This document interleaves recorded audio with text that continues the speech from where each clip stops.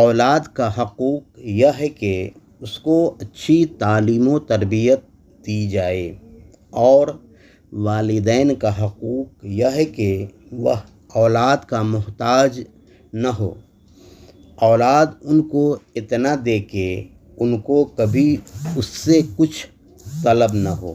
اگر والدین اولاد سے اپنی حاجت بیان کرتا ہے اور اولاد اس کو فوراً پورا بھی کر دیتا ہے، تب بھی اولاد نالائق ہے،